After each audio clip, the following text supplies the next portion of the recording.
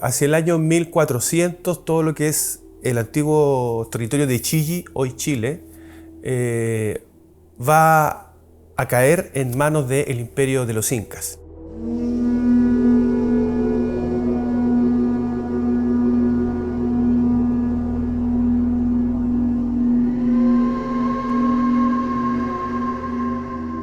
Los incas eran una sociedad de origen aymara, que según su mito de origen nacen en las cercanías del lago Titicaca en Bolivia y que luego se desplazan hasta llegar al Cusco, donde fundan su capital, lo que hoy día es la República del Perú.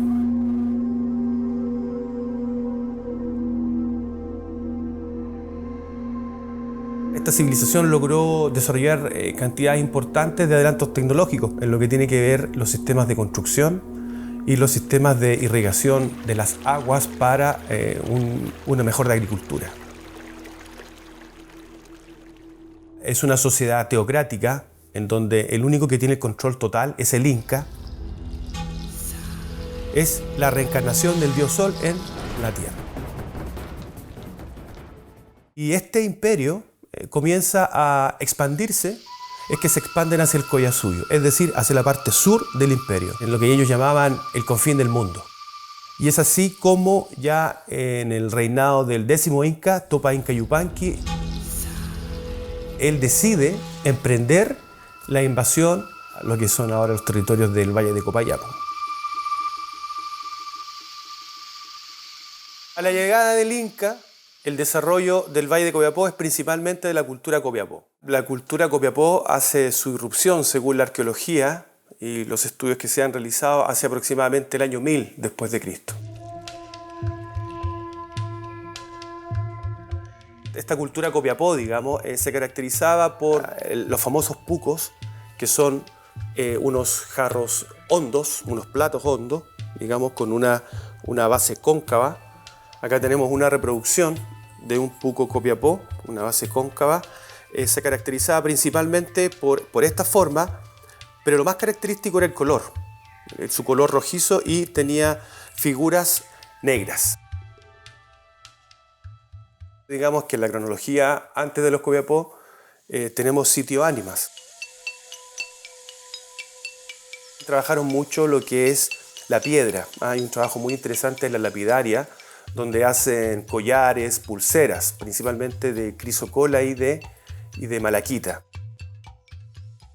Hay diferentes teorías que señalan la ruta de penetración de los ejércitos del Inca para llegar a Chile y al Valle de Copiapó. Sin embargo, la más aceptada por los historiadores, antropólogos y arqueólogos es la que habrían tomado los ejércitos de Sinchiruca, príncipe de los incas, por la cordillera. Estos habrían llegado hacia el Tucumán. En Tucumán se habrían enterado que detrás de la cordillera Allende los Andes existía otra sociedad y habrían penetrado por la cordillera de los Andes. Pero lo importante es que finalmente entran al Valle de Copiapó y tratan de sojuzgar estas tierras y encuentran una férrea resistencia con la cultura Copiapó. Hay un enfrentamiento que dura aproximadamente un año, según Jerónimo de Vivar, justamente en el Pucará de Punta Brava. Es en el Pucará de Punta Brava donde los Copiapó enfrentan los ejércitos del Inca al mando del general Sinchiruca. De hecho, el famoso Pucará de Punta Brava es construido por la cultura Copiapó. Estructurados en píricas secas de alturas de 1,5 metros aproximadamente. Es una cultura que se preocupó de la defensa. Pucará de Punta Brava se encuentra justamente en la entrada del valle, si venimos desde la cordillera hacia abajo.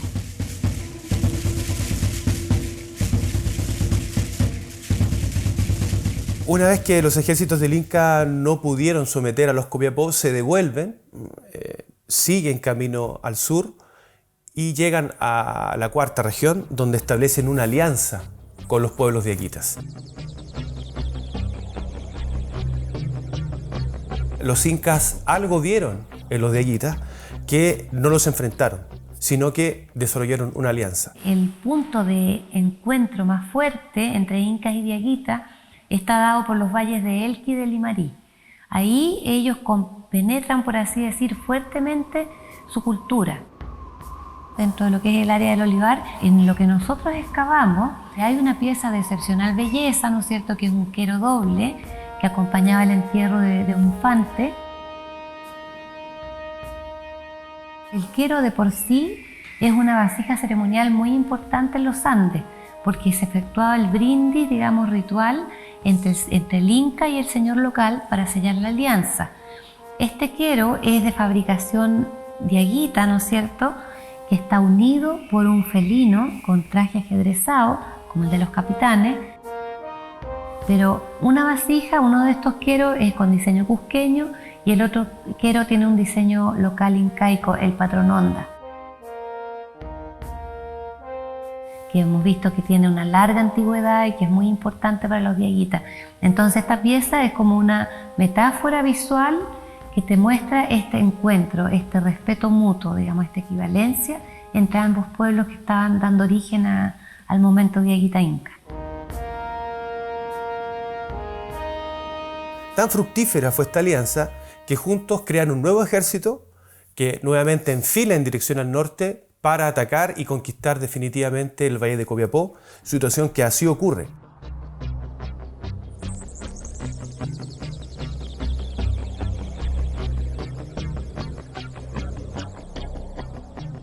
Los Copiapó finalmente caen ante este ejército conformado por guerreros diaguitas y del incanato.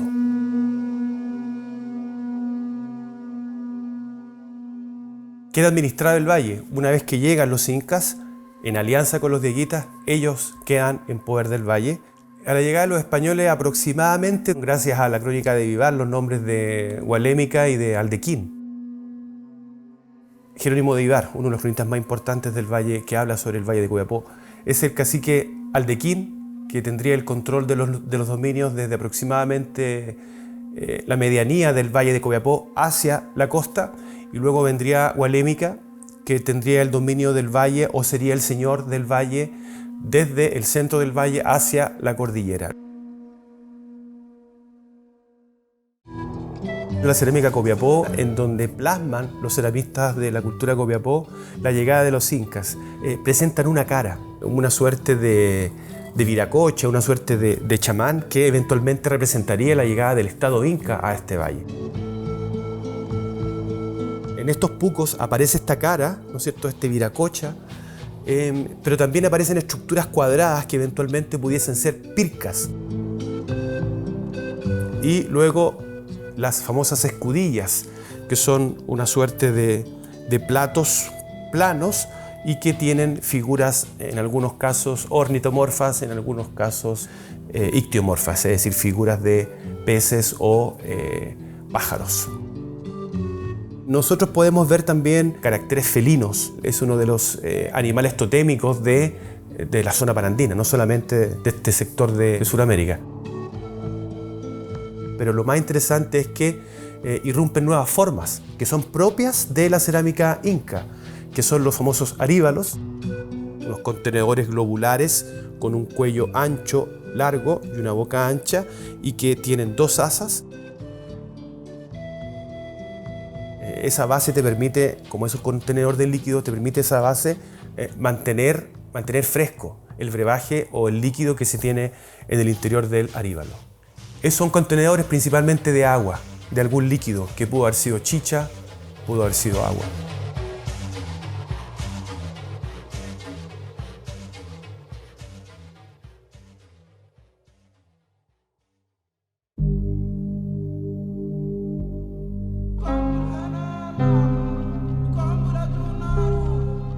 Los incas acá construyen el palacete incaico de la Puerta hacia el interior del Valle de Copiapó. Son estructuras pircadas de aproximadamente 30 metros de frente por 40 metros de fondo. Se encuentra en la ladera oriente del río de Copiapó, posiblemente en el centro administrativo del Valle de Copiapó, ese palacete de la Puerta. Eventualmente que allí administraba el valle el mandón o el curaca dejado por los señores incas. El palacete de la puerta se señala que principalmente es muy importante porque es una estructura pircada bastante grande.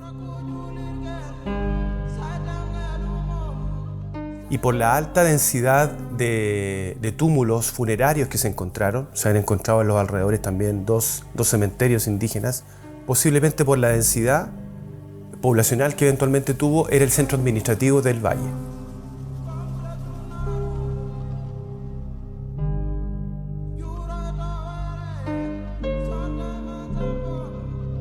Construyen el palacete incaico de la puerta y también mejoran y hacen mucho más accesible lo que es el Capañán, el camino del Inca, muy importante para ellos. Y el camino del Inca en el despoblado de Atacama va desde Peine, desde el sur del Salar de Atacama, en la segunda región de Antofagasta, hasta Copiapó. Eso es el despoblado de Atacama. Y en todo ese trecho tenemos más de 170 kilómetros de ruta incaica donde hay distintos tramos del camino del Inca.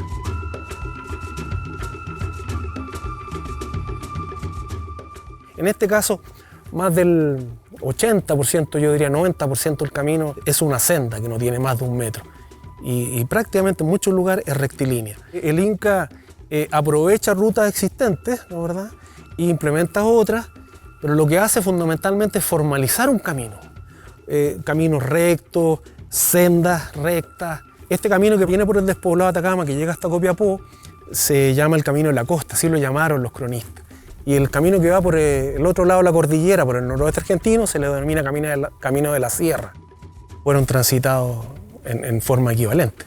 Y hay que entender que el camino del Inca, más que un camino, era como lo decía Santiago Agurto, un arquitecto peruano, era una macro retícula, era una red de caminos que tenían algunos digamos, más tránsito o alguna relevancia, por así decirlo, pero una red. Están los caminos troncales, están los caminos laterales. El del Valle de Copiapó era un camino también, había un camino que iba hacia los territorios actuales de Argentina. Una de las características viales, de las definiciones viales del Inca, es justamente este zigzag, que lo pone principalmente en laderas para acceder a lugares planos en los cuales hay una pendiente. En muchos lugares hay estas definiciones zigzag.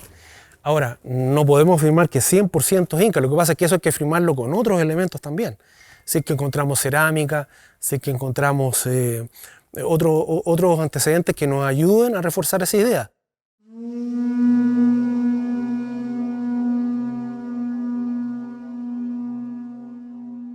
Nos encontramos en uno de los tambos mejor conservados y más característicos del camino del Inca en este sector del desierto de Atacama. Este es un lugar que construyeron los incas hace más de 500 años atrás, digamos.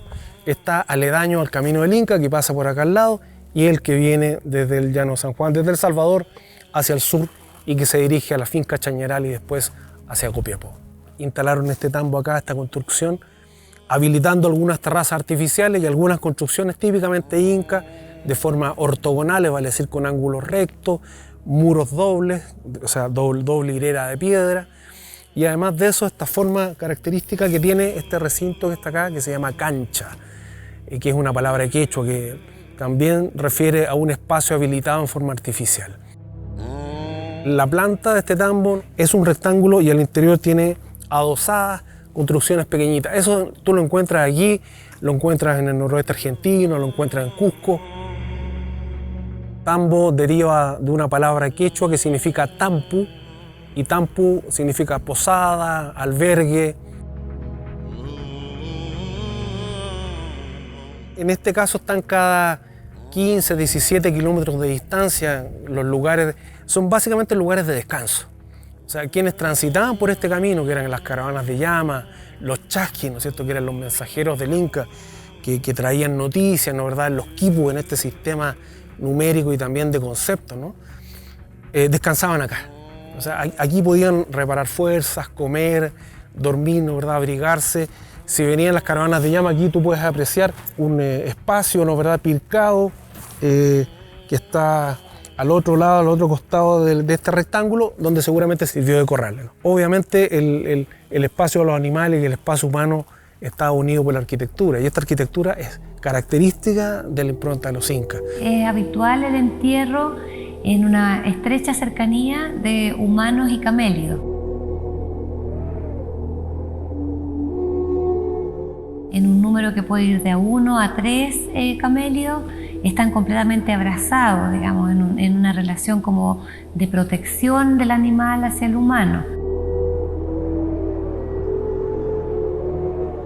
Estas son verdaderas puestas en escena en que resulta muy conmovedor ver el grado de cercanía de tanto de humanos como animales, que nos hace pensar que los camélidos fueron considerados como personas.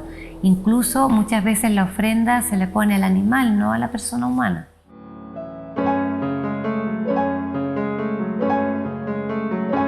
Los volcanes, los grandes volcanes, son huacas, son lugares sagrados donde viven los dioses, porque están más cerca del cielo. En las alturas, los incas desarrollan lo que se denomina los adoratorios de altura.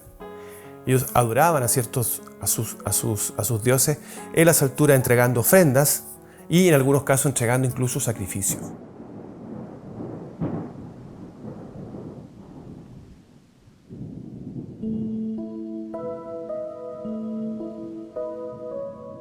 Pues la más característica o la más conocida es la momia del Cerro El Plomo, en Santiago de Chile.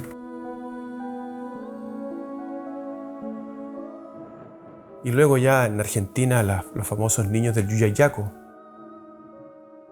En el año 1998, el antropólogo norteamericano Reichardt desarrolla una expedición al volcán Copiapó. Y él ya tenía antecedentes de que allí algunos arrieros le habían dicho, y la bibliografía también señalaba, de que habían ciertas estructuras pircadas en la cima del volcán Copiapó. Comienza a excavar en esas estructuras pircadas que le dan como resultado encontrar un ajuar mortuorio. Y dentro de los objetos tal vez más importantes de este ajuar mortuorio es esta figurilla de plata maciza que representa a una mujer. Está hecha con una minuciosidad y con una delicadeza que realmente sobrecoge. Y también otros elementos, ponchos en miniatura, fajas de miniatura, morrales de miniatura y unas miniaturas pequeñas que corresponden a una llama y a una figura humana hecha de espondylus. Esto es bastante interesante porque el espondylus es una concha y solamente se encuentra en las costas del Ecuador.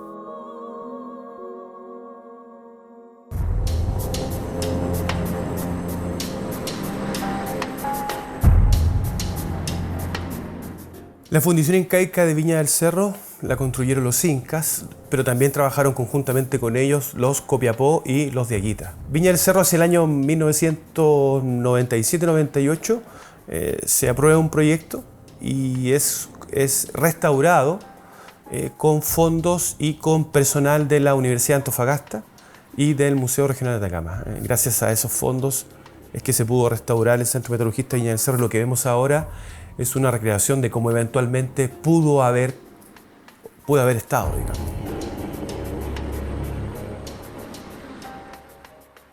Principalmente cobre se fundía allí y eventualmente oro y plata.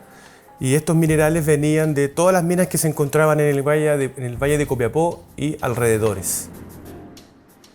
Los guairos o las guairas son los hornos. Son estas estructuras circulares que se encuentran en la altura porque es allí donde pega el mayor flujo de aire, en este corredor natural de viento que se genera. Esas estructuras luego se encontraban, ¿no es cierto?, tapadas y tenían diferentes orificios por donde entraba el viento y generaba este fuelle y que tiene la capacidad de generar altos índices de calorías. Son 1100 grados Celsius que tenían que llegar para lograr la fundición del cobre principalmente.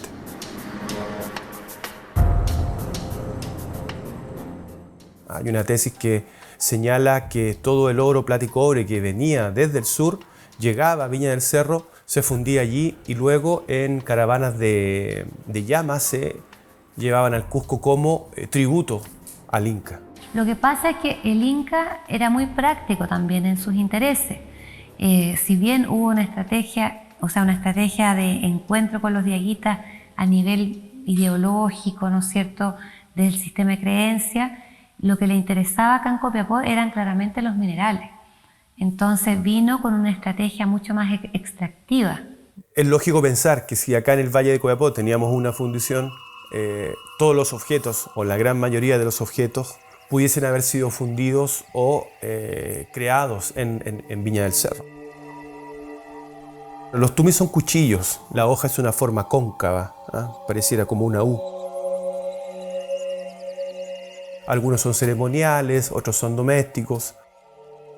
Los cinceles de cobre también para trabajar la piedra. Un hacha de cobre bastante pesada, bien interesante, también encontrada al interior del Valle de Copiapó. Pinzas de cobre, placas de cobre que eventualmente pudiesen formar parte de una coraza de un guerrero inca. Tenemos una cantidad importante de objetos de cobre. No es aventurado a pensar, repito, que teniendo acá el Centro Metalurgista Viña del Cerro pudiesen haber sido producidos allí.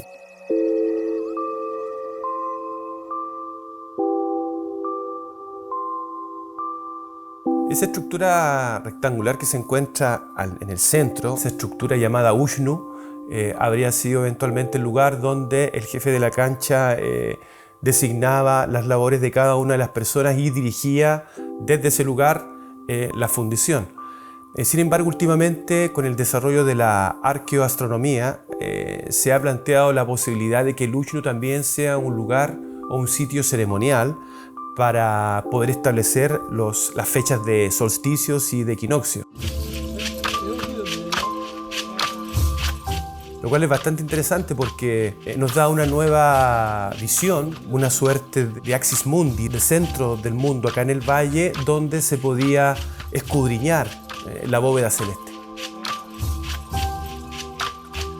O sea, tú no puedes entender este mundo andino y a los incas que no separan lo cotidiano, lo productivo y económico junto con lo sagrado, con lo simbólico. Los pueblos originarios del Valle de Copiapó fueron los Copiapó. Luego llegan los dieguitas con los incas. Y claro, ellos son los pueblos prehispánicos que son los que enfrentan la llegada del español. El choque, el primer contacto con lo español son justamente estos tres pueblos. Así que esto genera efectivamente identidad. Y ahora con el aporte europeo.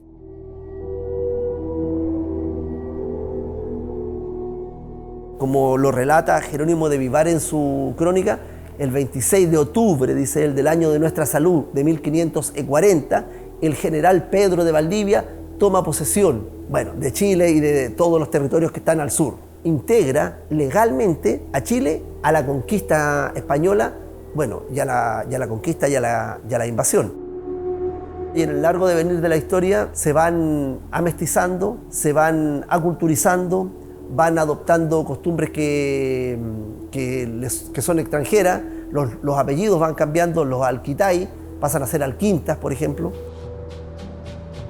Van mutando muy rápidamente los pueblos de acá y además que son exterminados. Son extensivamente exterminados los pueblos originarios del Valle de Copiapó, como también los del Valle del Huasco.